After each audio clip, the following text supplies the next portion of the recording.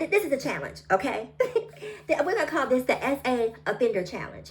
Go through zip code by zip code by zip code in your local offender registry, your local SA or SO offender registry, and show me how many trans people you see. Show me. But I also want you to show me how many white men you see, how many men in general you see. Show me, but specifically I want to know how many white men that you see in the SO offender, right? Because this is empirical evidence, empirical data of who the real threat to women and children are. And let me know how many trans people you find in your local SO offender registry. Do you think planes flew into the Twin Towers because people love America? See, I hear a lot of people saying how Donald Trump being in office is really changing the world's perception of America. And what a lot of you don't know is that America does not have the best reputation predating Donald Trump. America has been in some bullshit for quite a long time. And while I'm not a Donald Trump supporter by any stretch of the imagination, one of the best things to come out of his election is the fact that it is stripping back the veneer, not for the rest of the world, but for America itself. Because America lives in a fog, right? Where we believe that America is the purveyor of freedom and democracy throughout the world. That we go out there and we help people. And yes, we do. But we also, for the most part, help ourselves, right? And so having Donald Trump in office is really giving Americans an opportunity because they don't believe us. They don't believe black people. When we stand up and we talk about systematic racism or systemic racism, they don't believe that. They don't believe it when it comes from trans people, when trans people are talking about the bigotry that they experience. They don't believe it when it comes from women, when women talk about how their bodily autonomy is being violated, right? They're sitting right in the midst of it, but yet they refuse to believe it. But now when Social Security is being rolled back, because you're okay with DEI, but now when Social Security is being rolled back, now when all of these subsidies that have been helping farmers who weren't aware that they were being helped, how could you not know that the subsidy was helping you? You know, now that all of these people who didn't give a damn about anyone else are being affected, now they're upset, right? And I don't know if I'm just petty, but there's a part of me that is enjoying having a front row seat watching everything be torn down. Tear it down. Tear it up. I don't care anymore.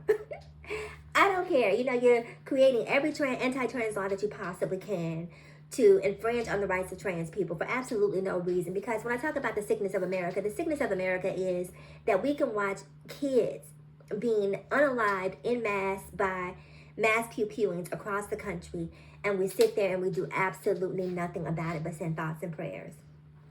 But 10 trans athletes, oh, that's a threat. We must do something about it.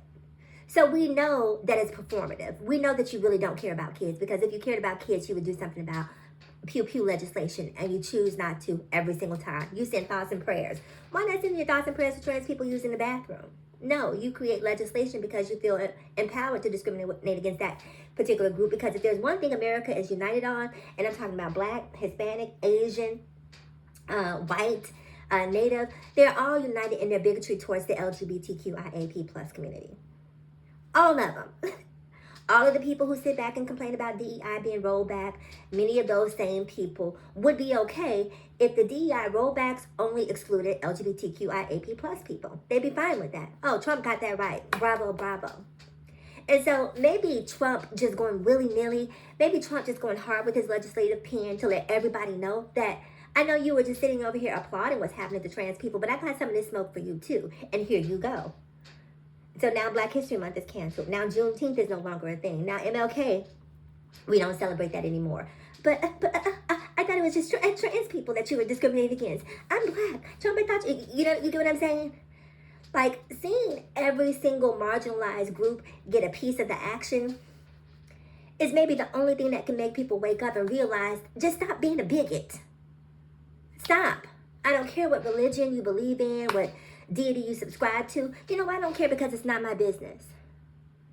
Do you hear that? It is not my business to police what you believe. I don't care. I'm too busy trying to live my life. And guess what? The clock is ticking on my life and your life. And you're spending time wondering about if I'm wearing a dress, if I'm getting hormone therapy. Trump just enforced a new policy where he's changing the gender marker on trans passports, right? Explain to me how that has improved your quality of life. What did that do for you? The cost of eggs are still through the roof because guess what? It was not the fault of trans people. The cost of gas is on a steady climb because guess what? Trans people aren't responsible for OPEC and whatever else is happening and oil speculation. Like, that's not us doing that. All of the problems that exist before Trump wrote this bigoted legislation with his executive orders, all of the problems still exist. They exist because every piece of legislation that he signed that was anti-trans was just for optics. But you enjoy seeing other people suffering, but suddenly you want empathy when it's your turn to suffer. And I don't have it. I have absolutely no empathy for anyone suffering that voted for Trump. I have no empathy, no compassion for, I only have apathy for you if you voted for Trump. I only have apathy for you if you voted because you wanted to see trans people's rights being trounced on. But now your rights are being trounced on. Because even with an M on my passport, I can still go wherever I want to go. It didn't stop anything. It did not stop anything.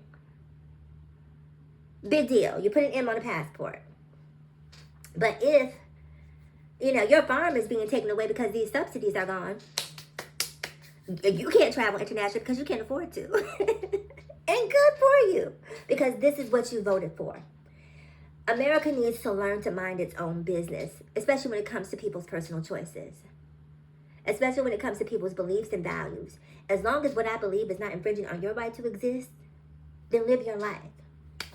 But until then, I'm excited. As much as I despise him, I'm excited to see him continue to tear things down.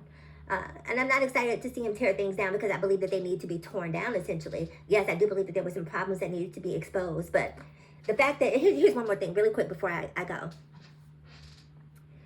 The fact that a man who is a multi-time felon for essaying women,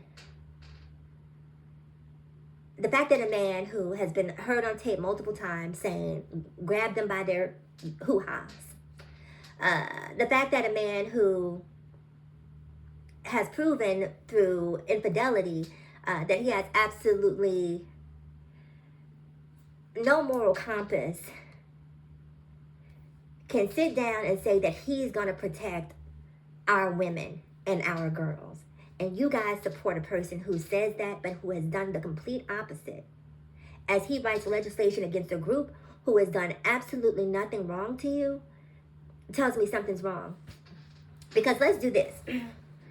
If we go through zip code by zip code by zip code, if we go through zip code by zip code by zip code into our SA offenders registry, and this is a challenge, okay? We're going to call this the SA offender challenge. Go through zip code by zip code by zip code in your local offender registry, your local SA or SO offender registry, and show me how many trans people you see. Show me. But I also want you to show me how many white men you see, how many men in general you see. Show me, but specifically I want to know how many white men that you see in the SO offender, right? Because this is empirical evidence, empirical data of who the real threat to women and children are.